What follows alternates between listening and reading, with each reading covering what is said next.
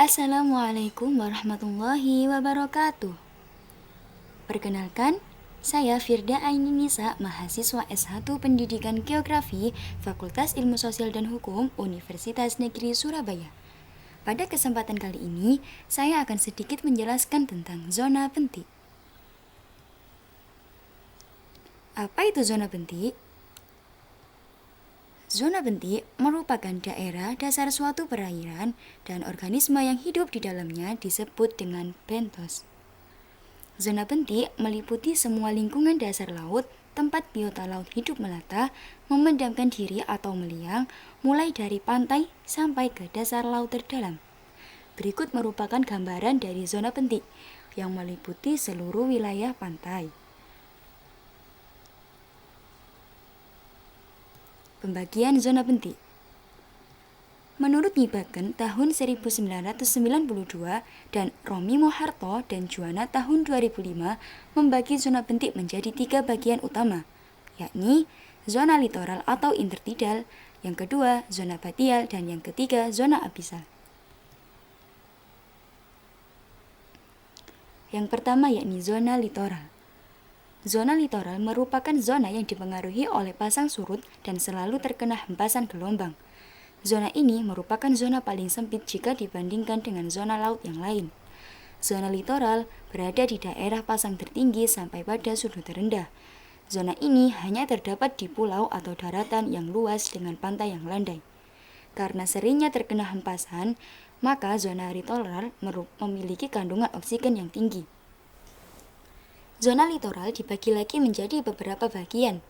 Berdasarkan pengaruh pasang surut, dibagi menjadi 3 bagian, yakni Mean High Water of Spring Tides atau disingkat dengan MHWS. Yang kedua yakni Mean Tide Level atau MLS. Yang ketiga yakni Mean Water of Spring Tides atau MLWS. Berdasarkan tingkat kekeringan zona intertidal, dibagi menjadi 4 bagian, yakni zona pertama, zona yang terletak paling atas. Zona yang kedua, zona yang mengalami kekeringan 2 kali sehari. Zona yang ketiga, zona yang mengalami kekeringan dalam waktu yang agak pendek. Zona keempat, yakni zona yang mengalami kekeringan yang relatif singkat.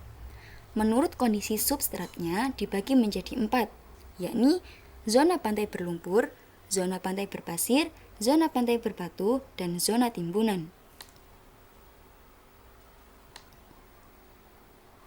Zona yang kedua, yakni zona batial.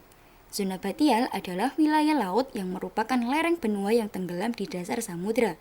Kedalaman zona ini berkisar di atas 200 hingga 2000 meter. Organisme yang hidup pada zona ini umumnya sebagai konsumen.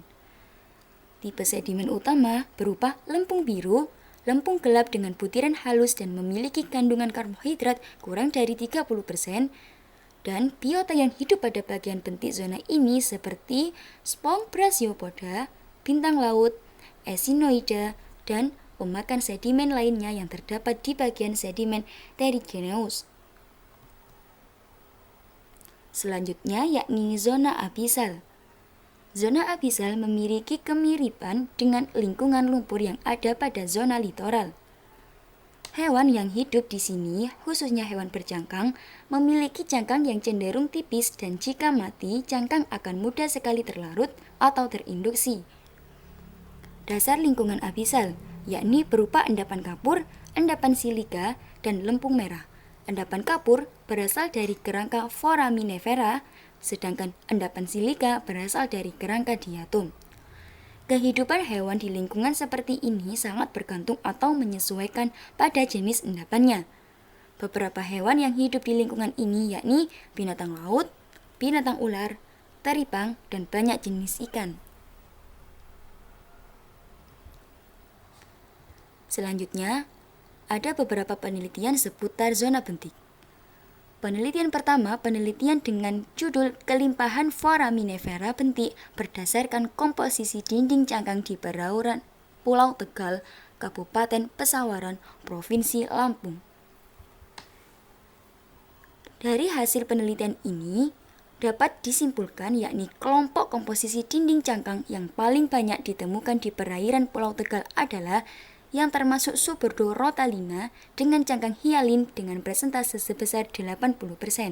Kemudian diikuti dengan Suburdo Miliolina yang bercangkang porselen sebesar 17%, dan terakhir Suburdo Textularina sebesar 3%.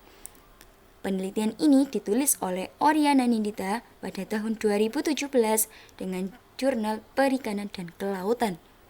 Penelitian yang kedua yakni penelitian dengan judul Identifikasi faktor-faktor yang mempengaruhi perubahan habitat bentik di sebagian Pulau W tahun 2010 dan 2015. Penelitian yang ditulis oleh Rahmadi Taufik pada tahun 2017 ini, berubahnya komposisi habitat bentik dipengaruhi oleh banyak faktor, antara lain aktivitas manusia, bencana alam, dan berbagai faktor lain.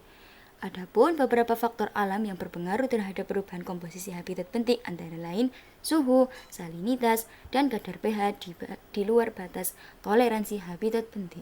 Sedangkan faktor aktivitas manusia yang merusak berupa kegiatan pariwisata bawah air yang tidak memperhatikan kondisi habitat bentik dan pembuangan bahan bakar kapal. Selanjutnya, penelitian dengan judul Pemetaan Kondisi Lingkungan Bentik dengan Citra Sentinel-2 di Pulau Panjang, Kabupaten Serang. Dari hasil pemetaan kondisi lingkungan bentik tersebut, melalui Citra Sentinel-2 didapat gambaran sebagai berikut. Lingkungan bentik di Pulau Panjang secara umum masih didominasi oleh adanya tutupan komunitas lamun dengan luasan 46,3 hektar, terumbu karang dengan luasan 63,62 hektar, dan pasir dengan luasan 35,36 hektar. Penelitian berikutnya yakni penelitian dengan judul Komunitas Biota Hewan Bentik pada Danau Paparan Banjir di Kalimantan Timur. Hasil penelitian tersebut yakni komunitas biota bentik Danau Samayang dan Melintang tersusun oleh kelas-kelas moluska, Oligoceta, dan Dipetra, dan terdiri atas 15 spesies dengan kelimpahan antara 8 dan 433 in per meter persegi.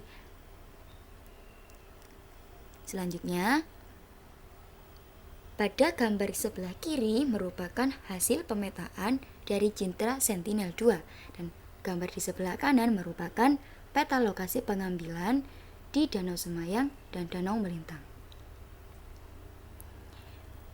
Sekian penjelasan dari saya, semoga bermanfaat. Wassalamualaikum warahmatullahi wabarakatuh.